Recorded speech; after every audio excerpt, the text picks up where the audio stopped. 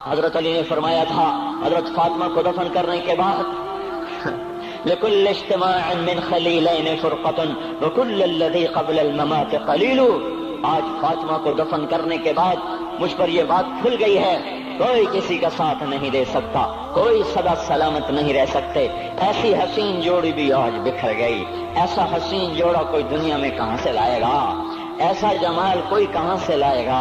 ایسی جوڑی کوئی کہاں سے لائے گا؟ علی اور فاطمہ کی جوڑی کوئی دکھائے تو صحیح، کوئی نبیوں کے بعد کوئی ایسی جوڑی بنی ہو. لیکن آج یہ جوڑی ٹوٹ گئی. 24 سال کی عمر میں فاطمہ جدائی دے گئی، 24 برس کی عمر میں جدائی دے کے جا رہی.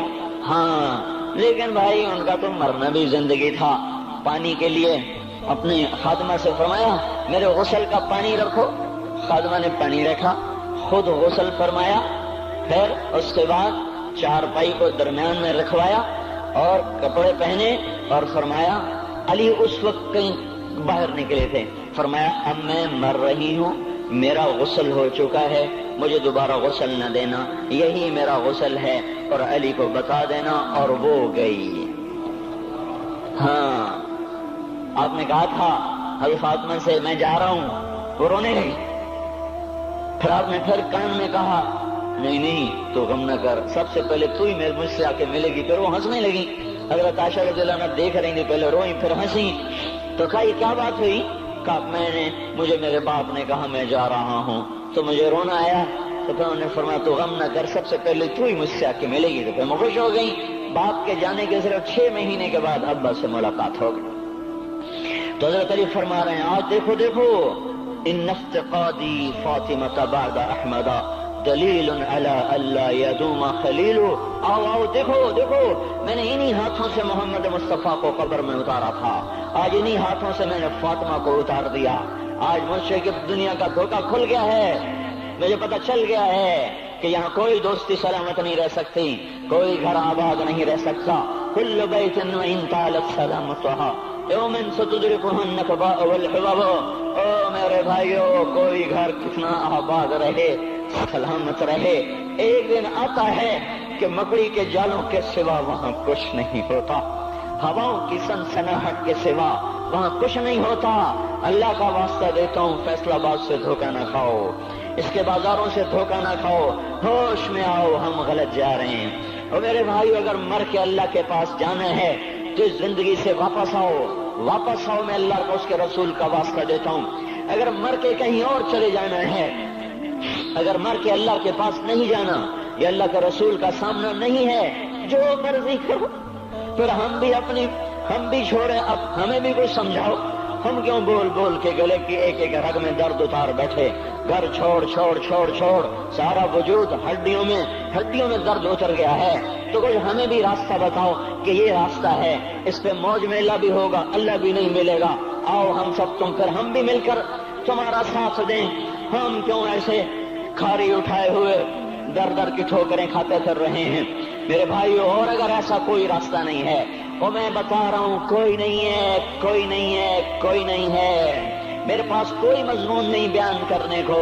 میں یہ نوجوانوں کو دیکھتا ہوں میرے بند ٹوٹ جاتے ہیں، میں دیوانہ ہو جاتا ہوں کہ میں ان کے کیسے دلوں میں اتر کر ان کے دلوں کی لگاموں کو اللہ کی طرف پھیر دوں اور اس کے رسول کی طرف پھیر دوں.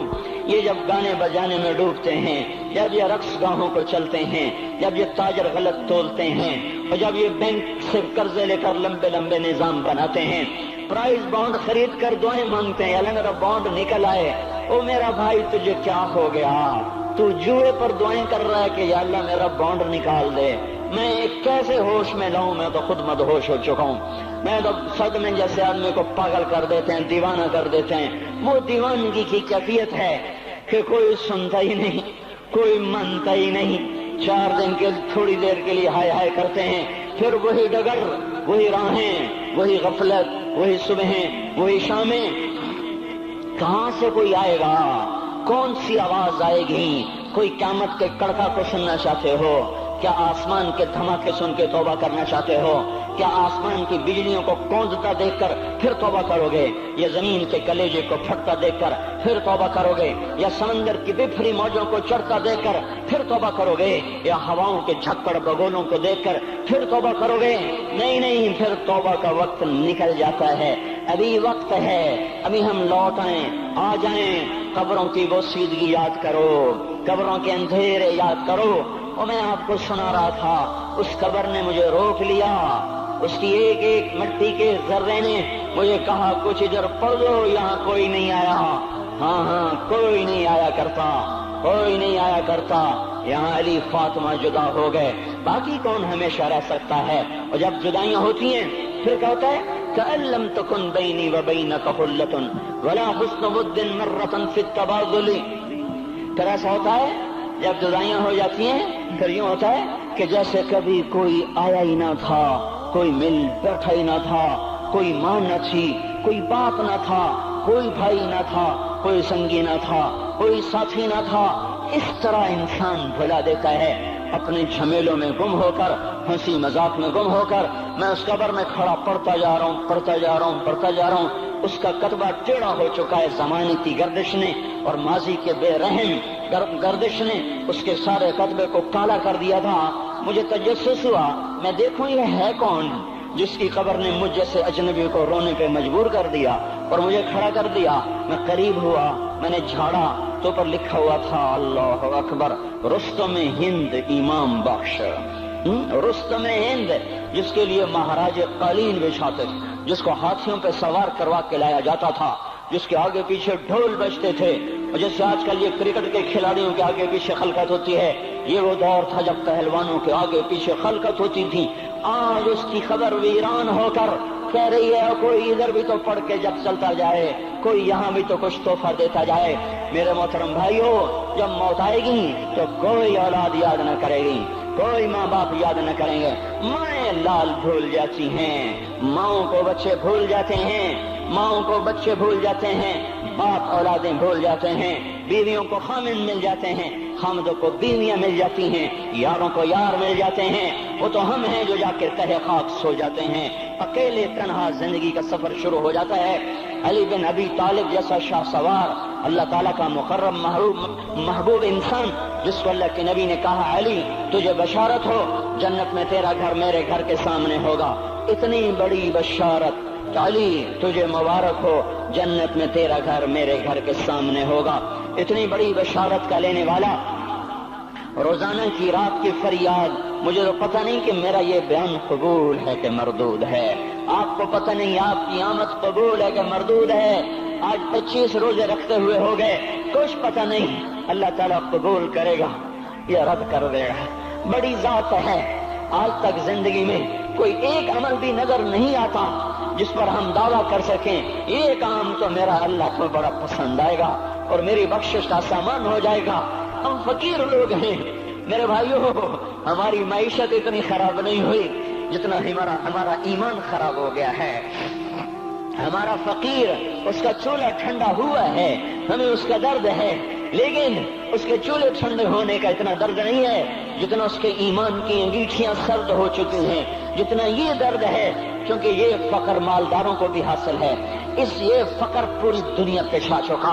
मालदार भी फकीर हैं, दुकानदार भी फकीर हैं, ताजर जमींदार भी फकीर हैं। आज जो जितना बड़ा दुनियादार है वो ईमान का उतना बड़ा फकीर हो चुका है, वो भकारी हो चुका है। कुछ नहीं हमारे पास, कोई दावा नहीं जिंदगी भर के किसी एक अमल पर। जिनको जिनको जिनको जिनको जन्नत के परवाने मिल गए, अली का घर मेरे घर के सामने, फातिमा मेरी बेटी जन्नत की औरतों की सरदार, हसन हुसैन जवानों के सरदार जिनको जन्नत के परवाने मिले। हजरत अली रात को उठ के रो रहे हैं, आहिन आह मिन किल्लत ज़ात व बुअद सफर व वहशत तरीक। ए मेरे मौला मुझे माफ करना, मेरे पास अमल कोई नहीं है।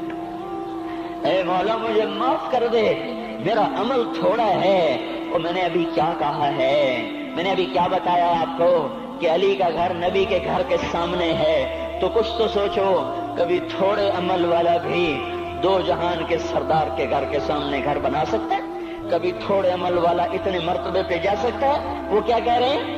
یا اللہ میرا عمل تھوڑا ہے تو میرے پاس کیا ہے جس کا میں دعویٰ کروں؟ یا اللہ میرا عمل تھوڑا ہے، یا اللہ مجھے تنہا جانا ہے، یا اللہ راستہ بڑا خطرناک ہے، یا اللہ عمل کا توشہ تھوڑا ہے، اے میرے مولا مجھے معاف کر دے، مجھے معاف کر دے۔ یہ وہ ہیں جو معاف ہو چکے ہیں، جن کی بخشش